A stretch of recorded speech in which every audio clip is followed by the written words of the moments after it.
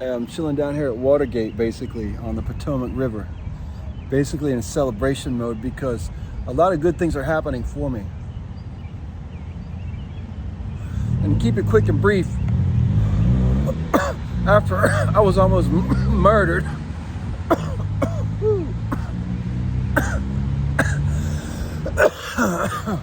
it's that good medication. By the way, I take this medication with medication management and therapy supports currently, and I receive in the first maybe next week or two my first disability payment from the federal government with this as my psych medication for chronic PTSD, among other things. But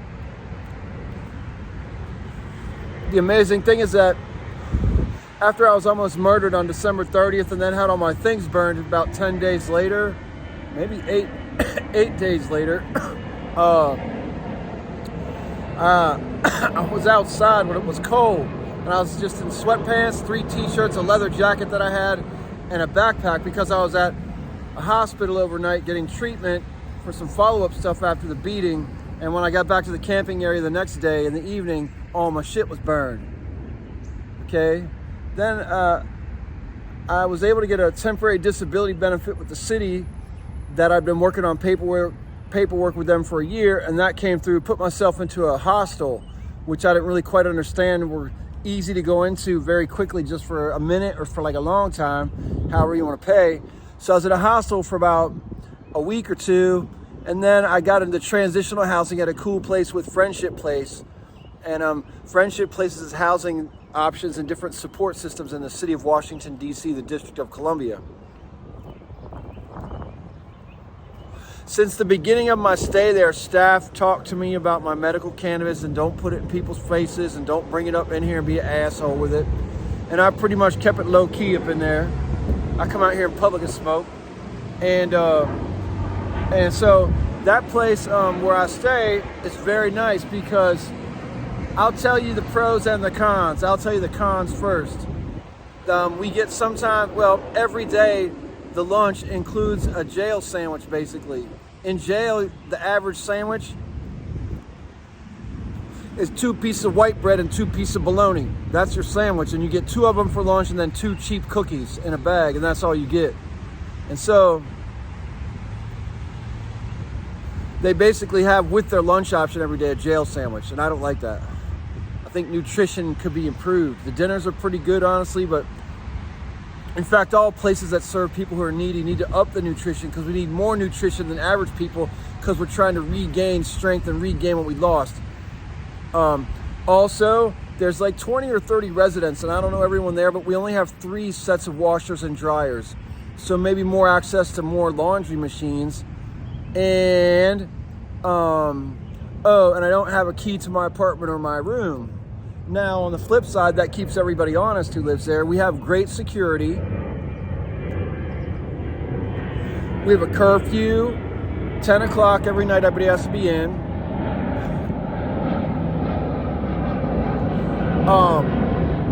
There's breakfast, lunch, and dinner. Staff is nice. They provide us with basic amenity type stuff like trash bags, pots and pans, toilet paper, like stuff like that, small toiletries if we need stuff. It's kind of personalized to each person's visit or stay there. They give us a towel and fresh blankets and sheets when we get there, new sheets and blankets. People are allowed to have their dogs there, which is beautiful. There's a number of folks that have their dogs there. There's couples there, which is excellent that they serve couples, which means they're family oriented as well.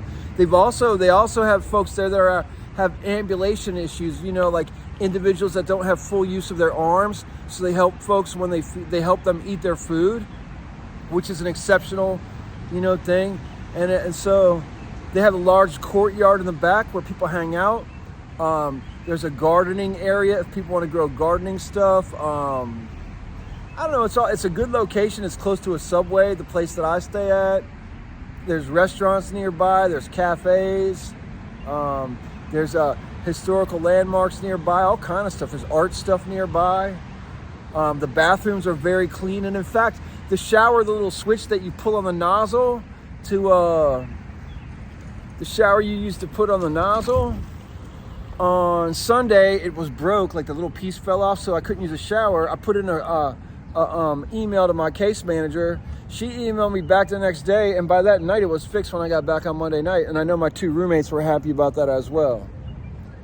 And so, like, oh, they have a cool TV room where I got to talk to people and hang out sometimes. They have art stuff.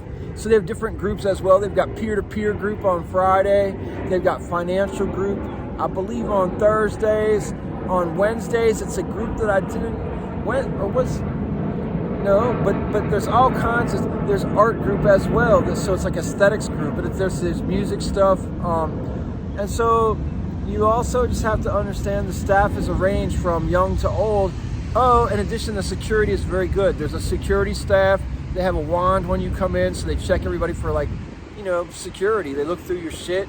You sign in and you sign out when you leave the property for the day or for a few hours. There's bus stations. You can take the bus to the grocery store. There's a library nearby. There's human services offices near the place where I stay at with both Department of Human Services for Washington, D.C. There's also a social security office near there. It's not far from the downtown area where the Capitol Hill is and all that. It's nice, so it's close to water in a way. I never went under the water there, but I'd say plus. And their staff has actually helped me wade through this water of, like, trying to understand the system of getting an apartment, because I've been approved for a permanent supportive housing, and I'm almost hopefully going to get this place. And we were just going over the pros and cons today. And it's looking very positive that soon enough I'll have my own apartment. This little bird right here. It's looking like soon enough I'll have my own apartment with my own key and disability. So it's cool. And I just got notice that the disability was fully approved last week. And that's more exciting than anyone knows. And the sad thing is I don't have anybody to celebrate with. Well, I don't have anybody to celebrate with when I get I'll celebrate with a couple of my relatives from Pittsburgh, because they can come down, I'm pretty sure, and help me bring my stuff down here and chill out for a minute and see what's up. All right. Anyway, it's nice down here on the Potomac River. That's that Key Bridge in the background, Francis Scott Key Bridge. That's what that song is written about. The bombs bursting in air and all that shit. That's that bridge over there. Pretty sure that's that bridge. Anyways, Kennedy Center's right over there too. If you like cool shit in DC, you go up to the Kennedy Center, you go up to the terrace level. Anybody can go up there. They have a cafe, they have bathrooms, you can get all kind of food and whatever you get drinks. You can go to see a show there, you can see plays, you can see musicals, you can see like everything. And they got the terrace upstairs. It's outdoors. It's a very large outdoor rooftop, basically terrace, wraparound terrace, all the way around the entire top of the Kennedy Center. And that's right there, and it's open to the public every day. And upstairs up there also, there's an art exhibit called Kennedy and the Arts, or something of that nature, but it's about President John F. Kennedy and his belief that the arts could be very helpful in changing the planet for the better. And that exhibit is open 7 days a week up there, and it's only been open about a year now. Anyways, I'm going to get back to this lottie-dottie and light this thing up, and I'll let y'all go be smarty, because I don't think you know where I have to be at, and I don't go into no party, all right? I'm out there.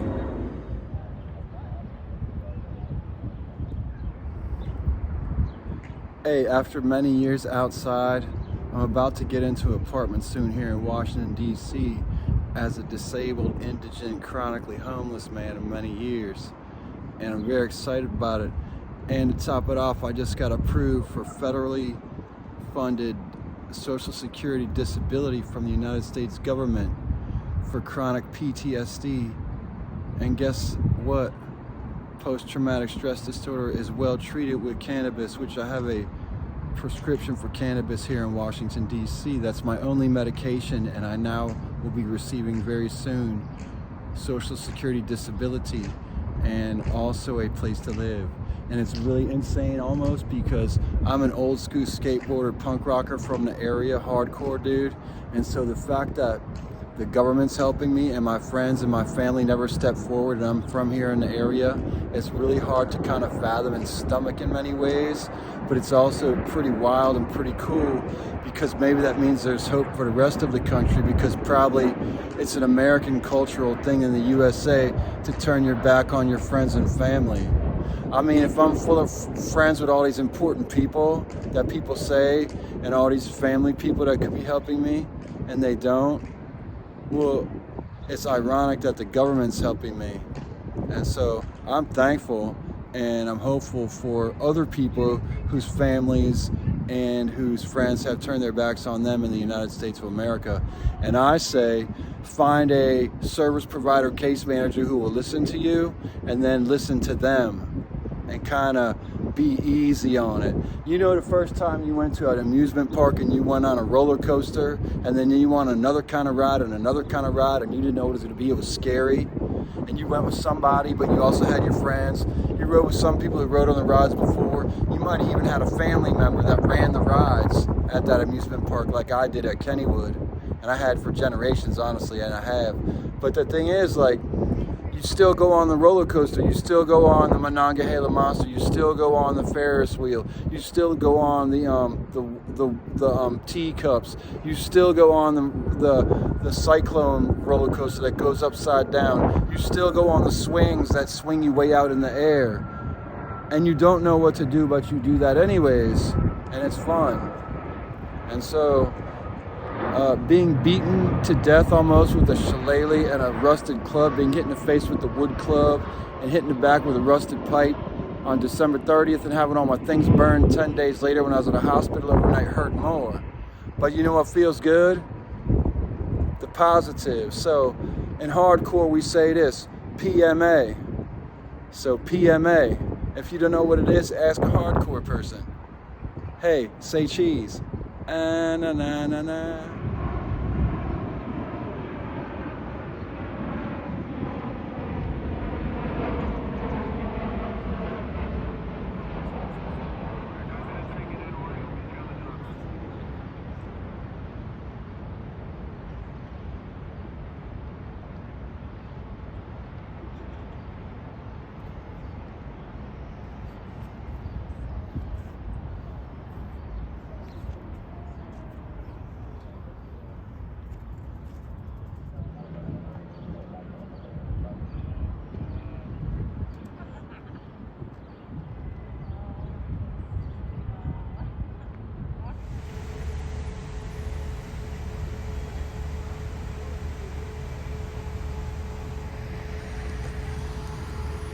Look, they still have my old stuff. They just thrown out that stripe thing, which is part of my old fence, what I knocked down when I was almost murdered. I knocked down part of my old fence. And they still got my old sign, the Woman Freedom sign. And there's the dickbag who burned all my shit and threw it in the trash. David, or whatever your name is.